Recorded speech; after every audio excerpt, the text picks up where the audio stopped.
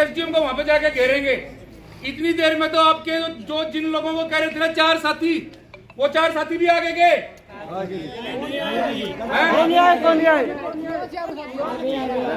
आगे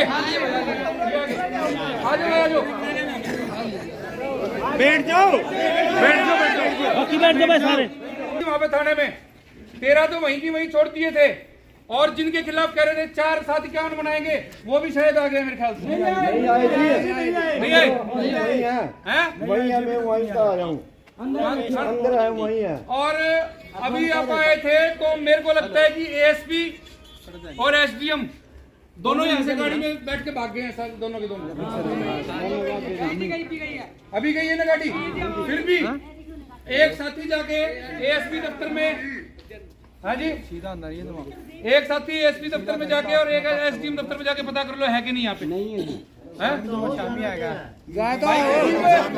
वो अपने सभा से वो क्या कह रहे हैं, वो क्या यहाँ पे थे हम? यहीं पर है। एक बार फोन करो दोबारा, एक दो जाओ सारी। अरे बैठ जाओ, बाकी दो एक मिनट। षड्यंत्र रच के बाबा साहब की प्रतिमा को साजिश के तहत वहां से उखाड़ा गया है।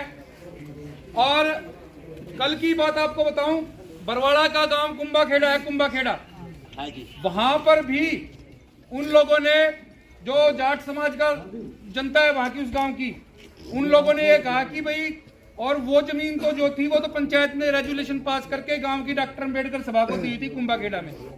और वहां पे भी 5-7 दिन पहले ही हमने बाबा साहब की प्रतिमा खड़ी की थी, और वहां पे उन्होंने ऐलान किया कि भाई इस बाबा साहब की प्रतिमा को उखाड़ के यहाँ पे छोटू राम की प्रतिमा को लगाएंगे।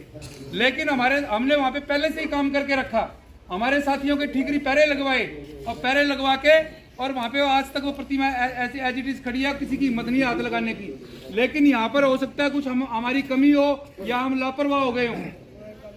हम लोगों को इन्होंने षड्यंत्र के तहत न तो कोई नोटिस दिया, ना किसी कोर्ट का ऑर्डर, और इन्होंने चुपके से सुबह 10-11 बजे यहाँ पे पुलिस फोर्स बुला ली, और हमारे मेन जो साथी थे उनको अरेस्ट करके, और इन्होंने वो प्रतिमा वहाँ पे अपमानजनक तरीके से महिलाओं के साथ, पुरुषों के साथ, बुजुर्गों के साथ धक्का मुक्की करके, और ये सारा का सारा कराया है।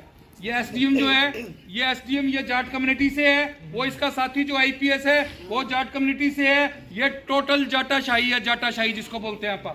और ये जाटाशाही हम चलने नहीं देंगे भाई साहब, ये पूरे हरियाणा में जाटाशाही चलाने की कोशिश कर रहे हैं, ये जाटाशाही नहीं चलने देंगे। और इस मामले में खट्टर को जवाब देना पड़ेगा, इस मामले में जींद के एसपी को जवाब देना पड़ेगा, डीसी को जवाब देना पड़ेगा।